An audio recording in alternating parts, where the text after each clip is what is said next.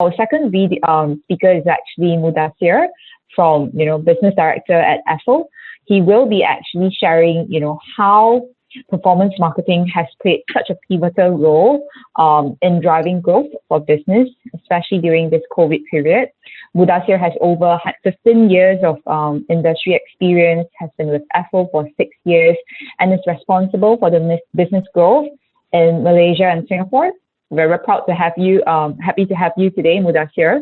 So if you can just turn on your video and your your audio, the floor is yours. Feel free to present now.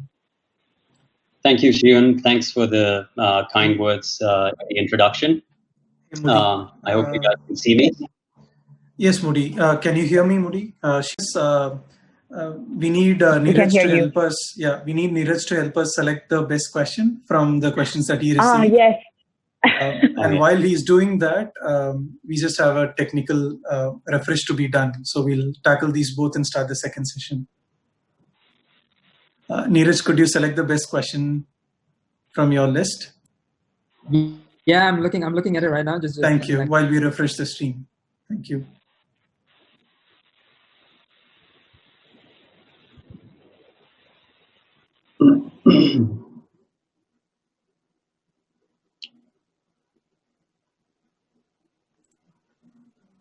Yeah, Neeraj, we're ready for you to select the question.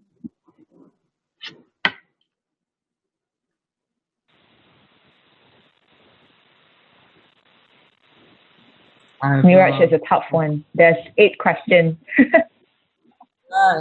8 questions and 8 really great questions. But I mean, all of them are great. But if I had to choose one, it's probably got to be the one from Nicole, right? Obviously, probably. Okay, congrats, Nicole. Thanks, Neeraj, for choosing the best question as well.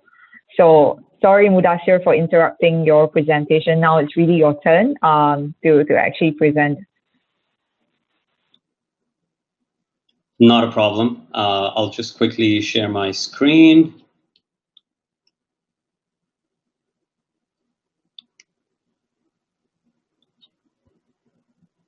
Just give me a second. You guys able to see the screen now?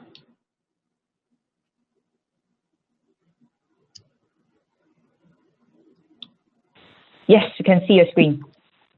Okay, cool. So yeah, thanks again for the introduction, Shiyun, Hari, and giving me this opportunity to share the platform with all of you amazing people. Obviously the topic for the day that I'll be discussing, or at least sharing some experience on, would be beyond the ABCD categories. But to begin with, just do a quick rerun of the introduction part. So my name is Mudasir. I'm the business director at Affle. Been with Affle for the past 6.5 years.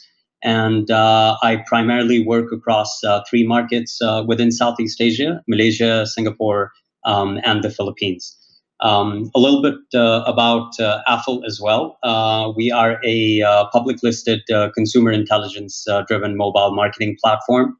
The core of the business is really to drive user acquisitions, engagements, transactions, and retention. And this is done via a number of our proprietary platforms, whether it is our own DMP on the data side, our programmatic platform, or the creative platforms that we have.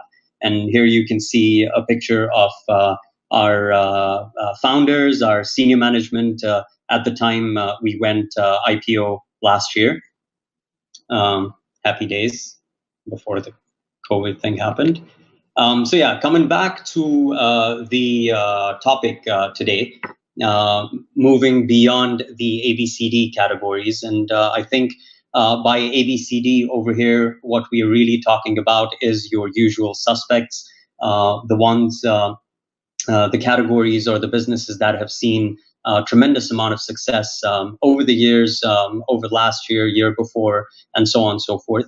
And how things, with the external influences, which were beyond anyone's control, have led to digital marketing or mobile advertising think beyond ABCD categories. So the idea of the presentation and the discussion is very much from a performance marketeer's point of view, or a performance marketing platform point of view, which Affle is, or at least a part of Affle is.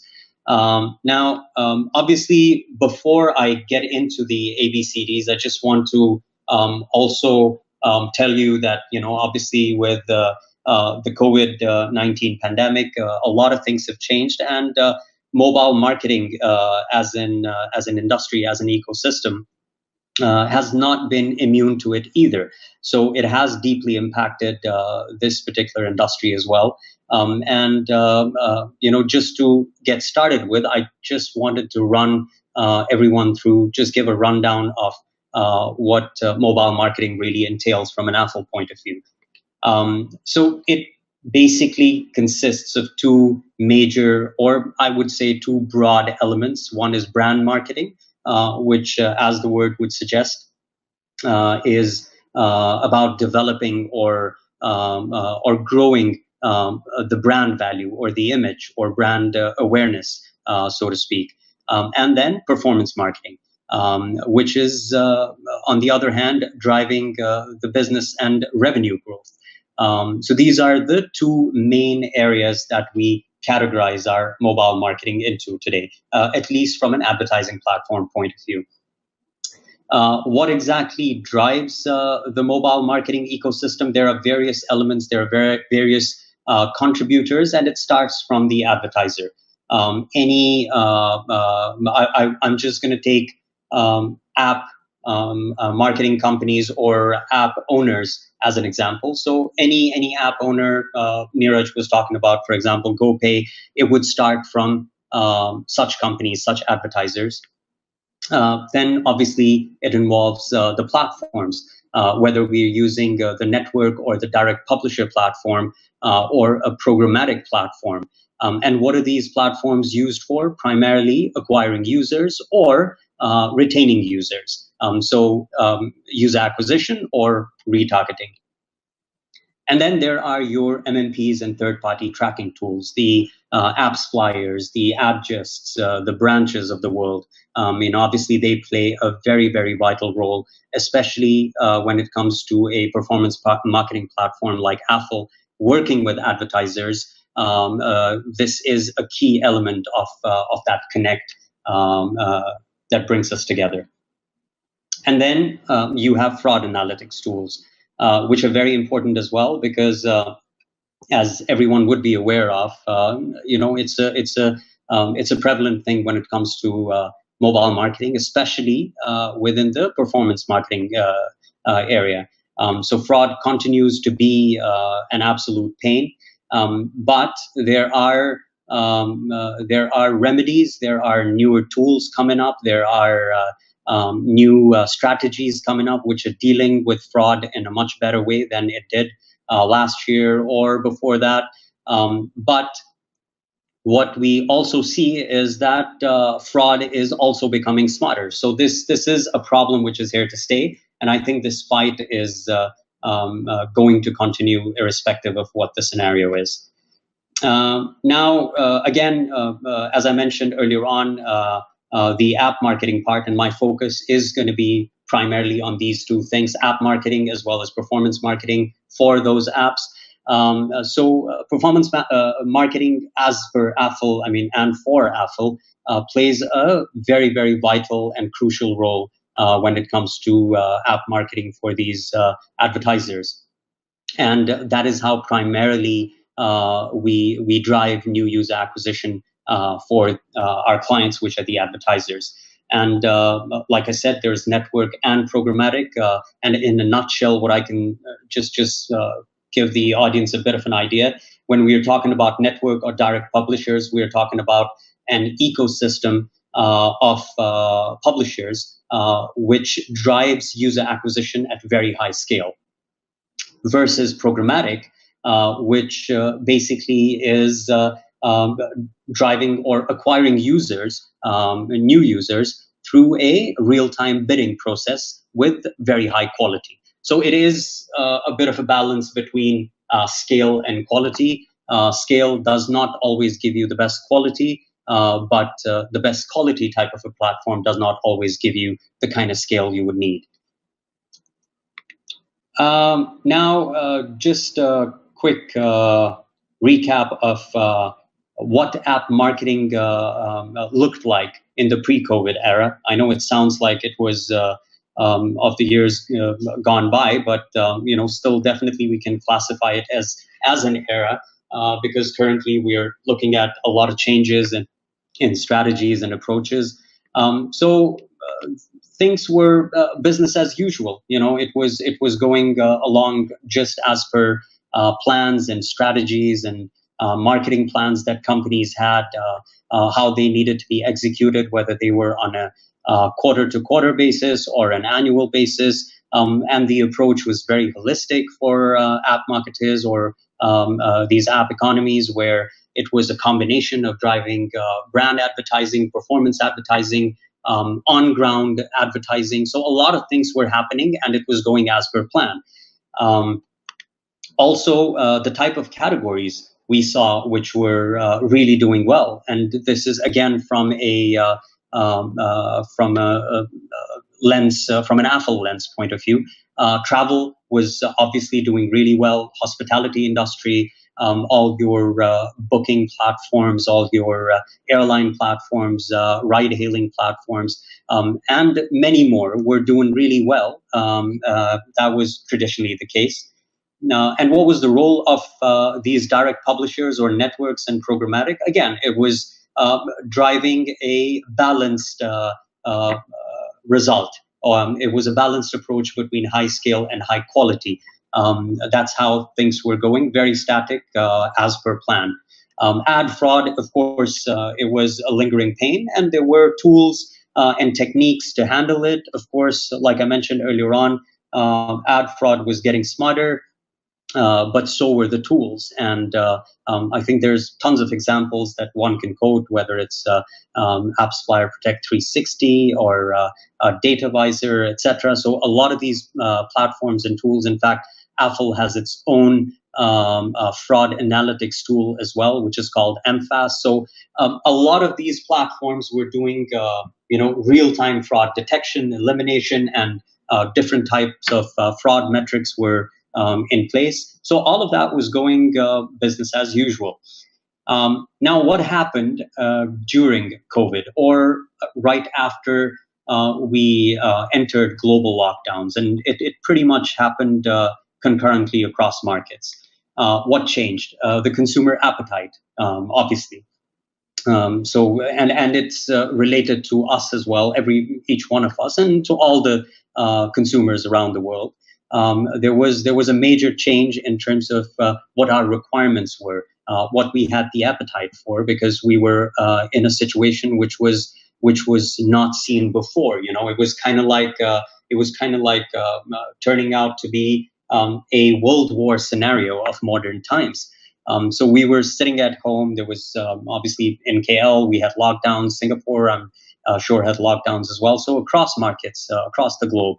As consumers, we had to rethink what our requirements were. We needed now to look for groceries to be delivered at our doorstep. We had a lot of time at home during the weekends, etc., not going out, so OTT platforms, etc., and we're going to talk about them a little later. What also changed was the advertiser approach, and of course it had to change because the advertiser was not immune to such situations as well. It was something where they had to really go back to the drawing board, and I'm sure Neeraj would agree with that. I mean, there would have been a strategy change which suddenly kicked in, where okay, this is what we had planned, and now, especially on the user acquisition and retention front, all those strategies had to be rethought of, depending on whether you fell into the ABCDs or beyond the ABCDs. The impact really was, going back to re-strategizing replanning the entire thing, how you want to acquire users, what you want to show to the users, and what type of users you want to get. And of course, the automatic response that we saw was with the uncertainty and growing uncertainty of these lockdowns and caseloads in each country.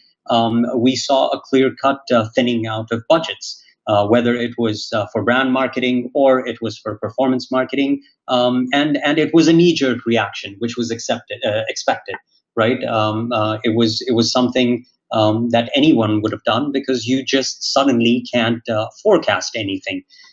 So that was one of the impacts. And what was interesting through all of this was that certain low-lying categories started surfacing. And by low-lying, I don't necessarily mean, oh, they were too small and bubbling under. You can even call them the sleeping giants, or categories which were possibly going to see massive growth in the next coming quarters or years. But with the COVID situation, it got fast-tracked. And that led us to the emergence of EFGH. So natural progression when it comes to the English alphabet from ABCD to EFGH.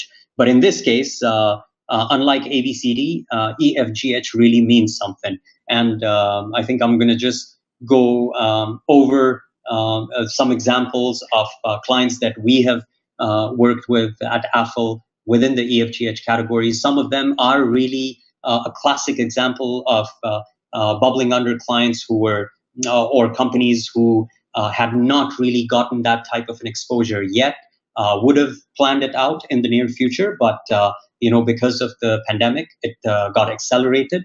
And then there are some which were already big within those categories, but still saw a considerable amount of growth. And these categories would be entertainment and education. So some of the examples of the apps that we have worked with within Southeast Asia. F, fintech and food. Again, a couple of examples of our clients. Gaming and grocery, that's for G. And followed by H, which was primarily health tech. So these were our EFGHs during the prime COVID period. I'm hoping that the prime period is gone. And I'm just going to basically touch up on a few of these examples where you can clearly see the growth that these apps or these categories have experienced during the COVID periods compared to before that. So from a timeline point of view, what we have taken is the periods of January to April 2020 compared to the period of May through August 2020 to give a clear-cut comparison of purely on the numbers, what they have achieved. And this data is from Apptopia. So it's publicly available as long as you have the accounts and access, can be accessed in much more detail over there. Here, I just wanted to showcase the actual growth with very basic numbers in terms of number of installs or how the MAUs have grown, etc. So for View, again, OTT. And I think we now definitely would have 2-3 different types of OTT platforms downloaded onto our phones. I, to be honest, used to have one. Now I've got two. So this has clearly led to a change in the user behavior and requirements. So for View, we've run campaigns across markets, not just Southeast Asia, in many other markets as well. And this data is specifically for Southeast Asia. And if you look at the number of installs that we saw for the Jan to April period was 34,000. It was more than doubled during the May to August period in 2020. On the education side, we have featured an academy here. We have worked with Zenius in Indonesia as well. I just I wanted to just showcase one for today. So over here as well, you could see a clear jump in terms of numbers during those said periods as well. So about a 32% jump in terms of installs within a same kind of period, just the next quarter. And this was again because people started, upskilling, signing up for courses. I did a few, which I had never done, to be honest. I never thought I would actually take up a course, online course, which would require 20 hours to be spent, stretched out. But because there was more than enough time, and weekends were pretty much spent at home, I actually took the opportunity of doing that as well. Within the fintech and food category, so Gcash is one of our clients as well in Philippines, a very well-known e-wallet company. And again, you can see more than double in terms of acquisitions within 2020 compared between the Jan to April and May to August period. So more than double clearly. And for Grab Food, you can see clearly this is again across Southeast Asia, from an 8.5 million acquisitions within the Jan to April period. It jumped by about an increase of about 500,000 in the May through August period in 2020. When it comes to gaming, of course, there's only so much I can stress how viral games, especially mobile games, have gone. A lot has moved, and this is from our clients. We worked with Garena quite closely. We worked with other clients which are in the real money gaming business as well, across different markets. But we just wanted to pick two games here which have shown a drastic increase in the number of acquisitions. In this case, Clash of Clans, which is quite popular, and Legacy of Discord. You can see from Clash of Clans from 3 million users acquired during the first 4 months of the year to 4.7 million acquired in the next 4 months. And similarly for Legacy of Discord, for the first 4 months of the year, 35.6 thousand users acquired, to a massive jump in the next 4 months, which is 126,000 plus users acquired. Finally, to health tech. Now, this is a classic example, and I think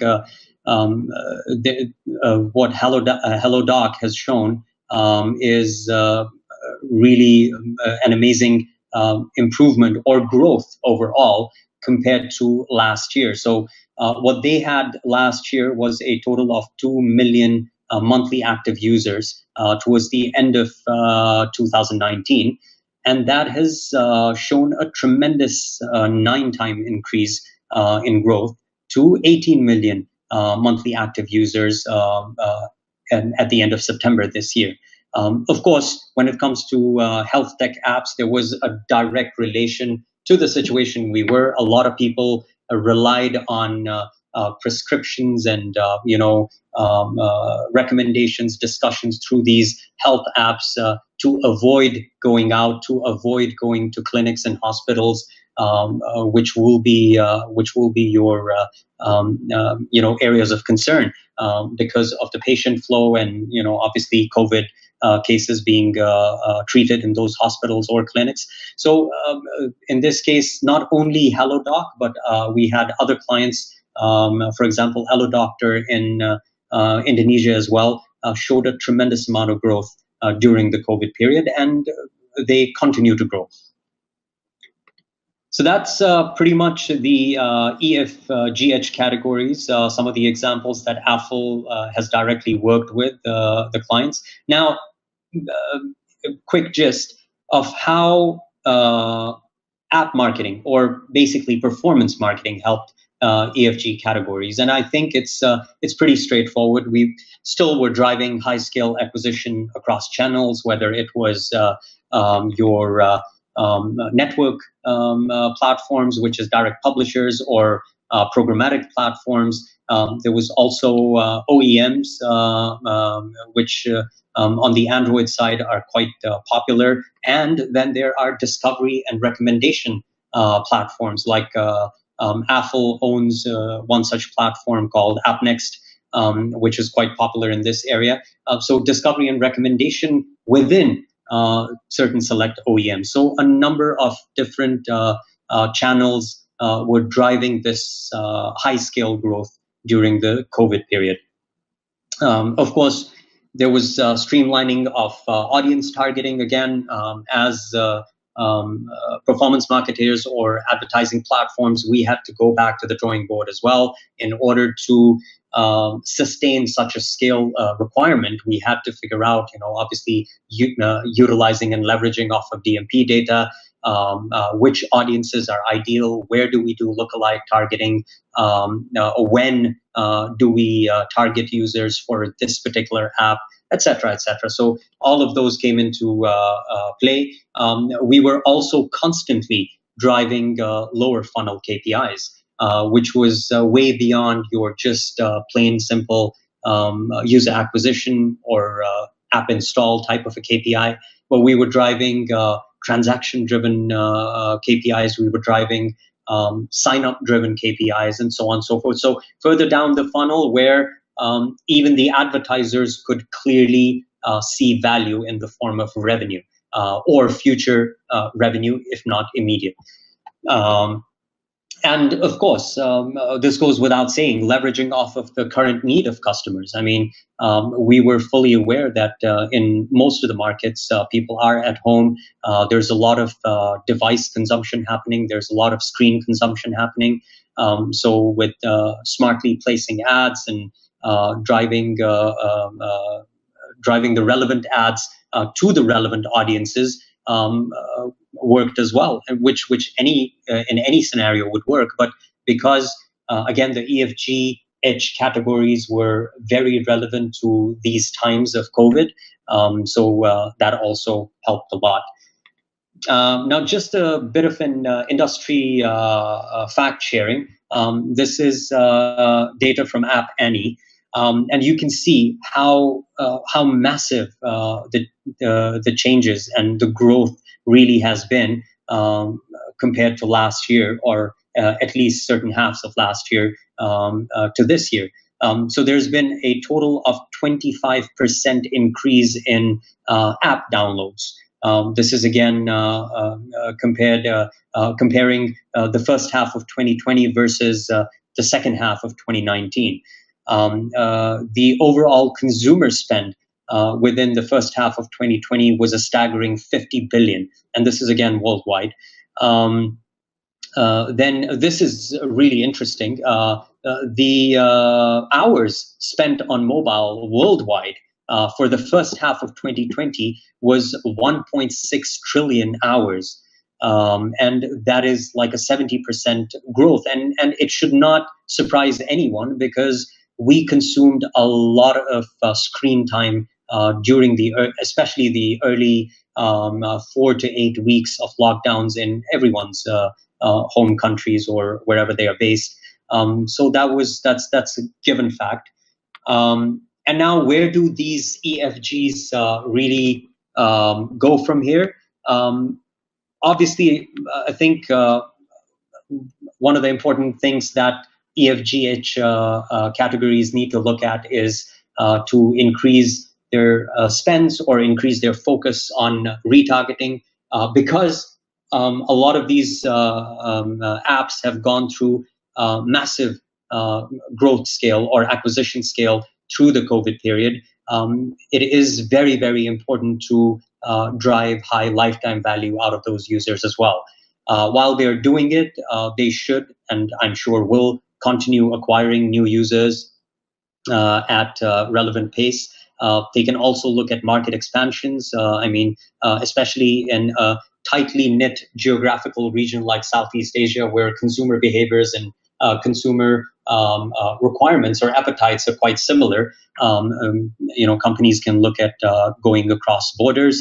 And then service improvements as well. And a classic example of this was Zoom. at the early stages of the lockdowns, there were controversies that Zoom wasn't safe, etc. But how quickly they scrambled and did the debugging and upgrading of services to make sure it was safe, secure, user-friendly. So, and I'm not saying that the EFGHs are not doing that. They're doing that, and I think they should continue doing that, because that is going to determine how much of a future-proofing they would have done for their respective businesses. And lastly, I guess constant evolution is any which way a part of digital businesses today.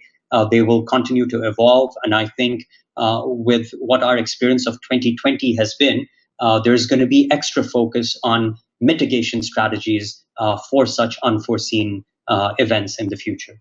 With that, I would like to end the discussion, the presentation, and also hope that we really don't have to encounter these kind of times in the near future or ever in the future. Thank you. Thank you, Modi. That was a great session. Thank you, Hari. Yeah, we'll just wait for you to turn on your camera. We have questions that have come in as well. Close to 5 questions which we can go through. It's all mobile related, interesting questions, Modi. So to start with, Gaurav, fraud integration is imperative considering open banking APIs, picking up acceptance. What is the best way to keep FRM integrations with open platforms protected? I think it's more a question. Yeah, I'm reading it on this as well. Got it. Okay. So yeah, I think when it comes to banking apps, and this is, and I'll go back a couple of years when we started working with banking apps, or at least we were pitching banking apps and fintech apps for performance marketing business, because everyone was coming up with apps, and of course they needed to acquire users. There were concerns at that point in time because all these apps would not allow any sort of tracking because of critical data and user information or transaction data, etc.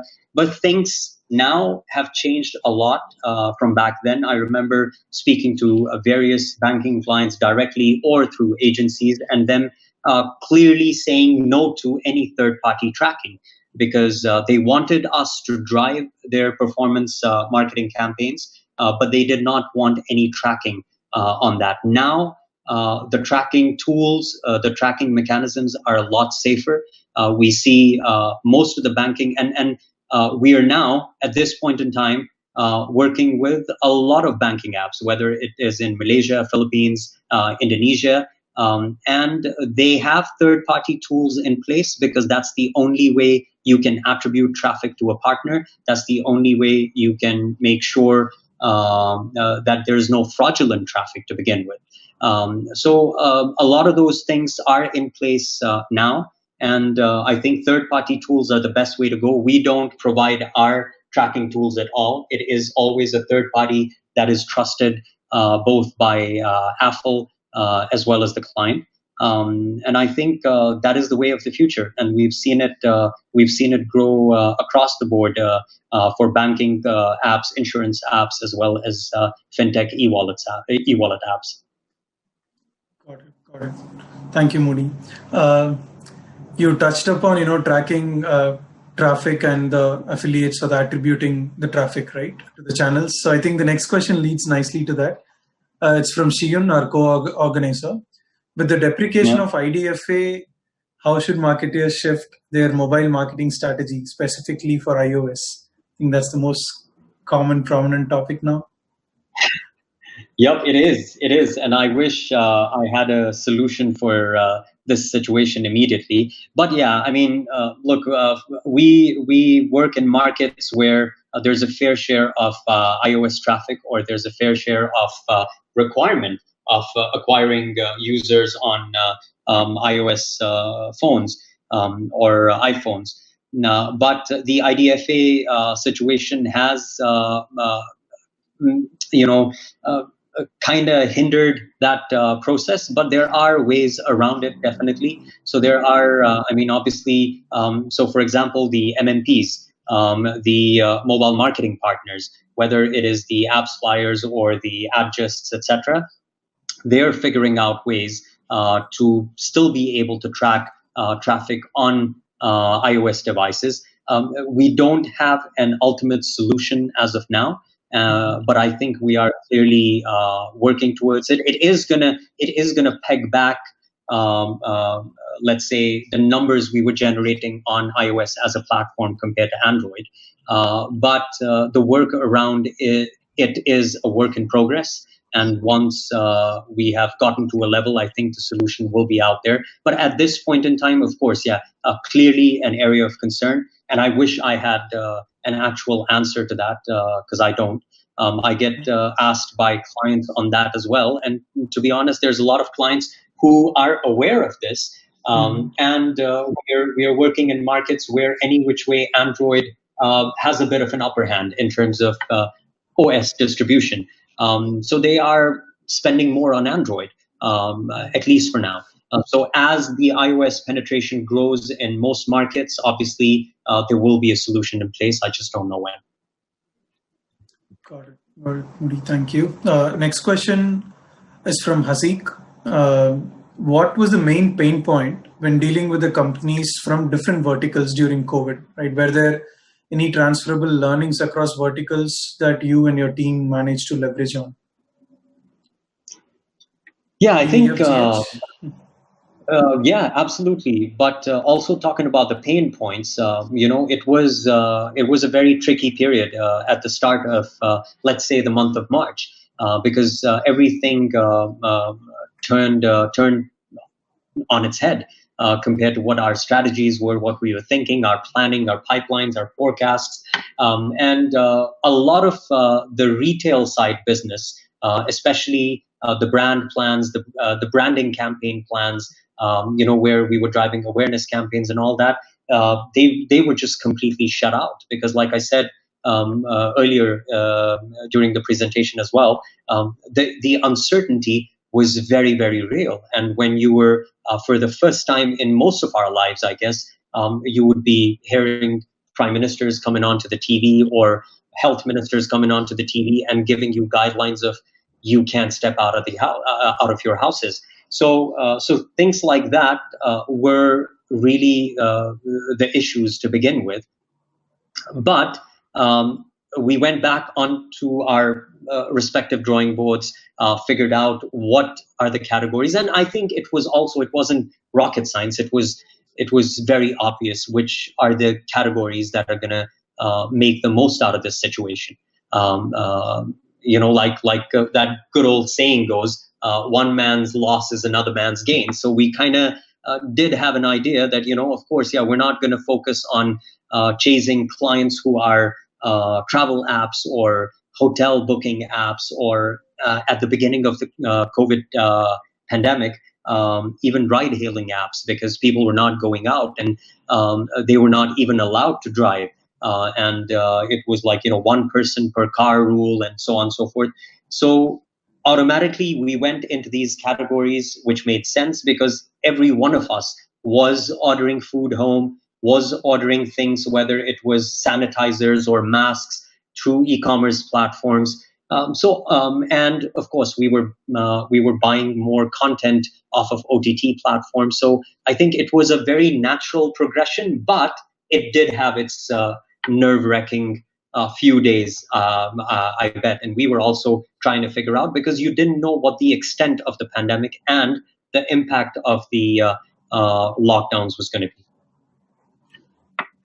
That, Mudi, the customer behavior changed entirely, right, in terms of the normal. Absolutely. Yeah. Next question is kind of related as well, but more on the verticals that were affected. How can brands such as retail or others affected by COVID leverage app marketing to keep engaging and grow customers?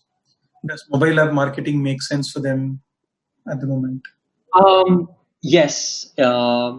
Not necessarily go into app marketing entirely.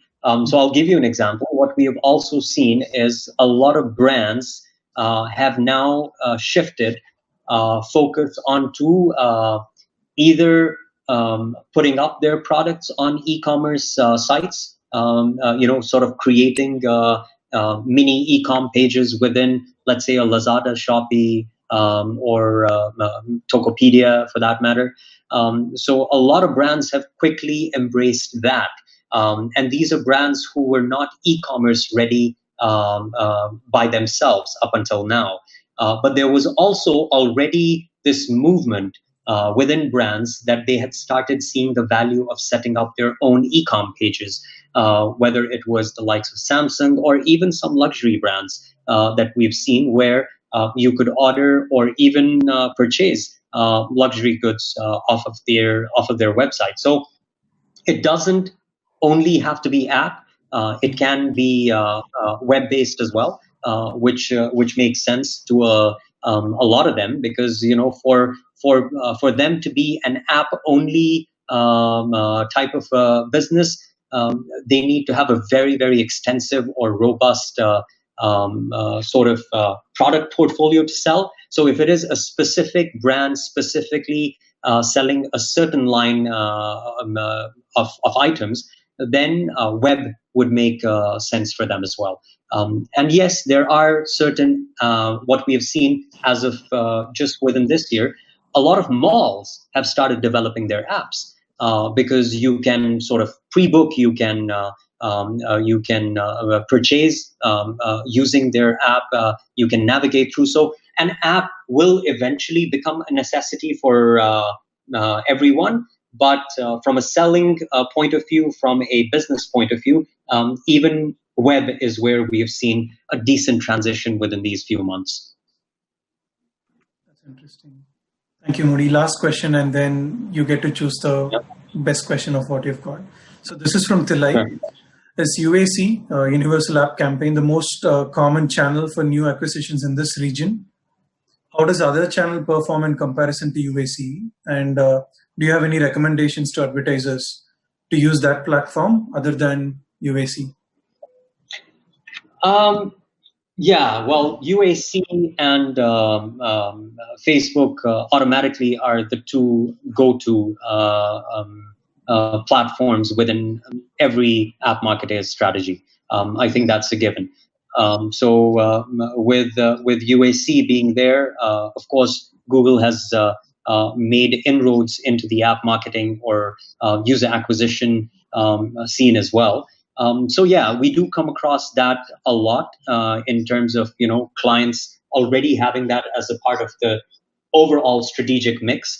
Now, where does it compare with other channels? It really depends. Now, from an Affle point of view, we do understand the limitations of UAC as well in terms of scalability and in terms of pricing as well. So, for example, a network or a direct publisher model tends to be a lot more cost effective for the advertisers, and the type of scale that you're able to get out of those such channels, which is network channels, is tremendous.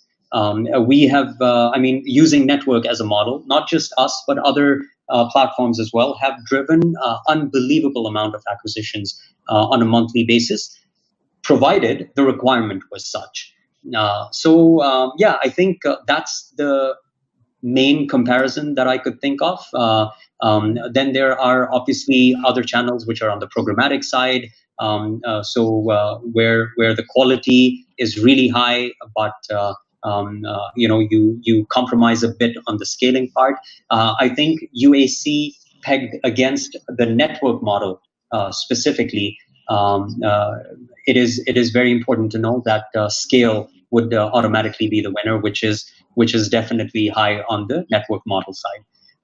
If I was to recommend to advertisers, again, it would depend on the overall strategy. If the strategy was to gain massive scale, driving deeper funnel KPIs at very cost-effective prices, then the network model would be ideal. And we've seen some of our really big app clients within Southeast Asia. They tend to keep all these strategies in the mix. So UAC is there, Facebook is there, then they have network as well as programmatic. So obviously, the more spends you have on a monthly basis, the more leg room you have in order to accommodate all these channels and have a very solid mix. For smaller app companies, strategy might be different. Some of them might feel that there's more value coming out of, let's say, a UAC and Facebook, because the requirement is quite tiny compared to what we see with others. But it really depends. So I'm not going to make an outright recommendation, but yeah, if there was an alternative to that, definitely the network model could make sense. Got it. Thank you. So there is a follow-up question from Gaurav, which you can take it on the YouTube chat, being conscious on time. If you could select the best question, we can announce the winner and get the tech demo started. Oh man, this is probably the most difficult part, but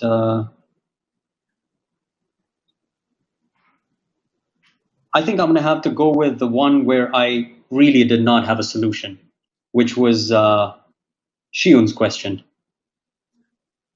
Okay. For the IDFA. Cool. Shiyun is a co-organizer, so we would, sorry, Shiyun, we would like to, give the voucher for our members. Fair enough.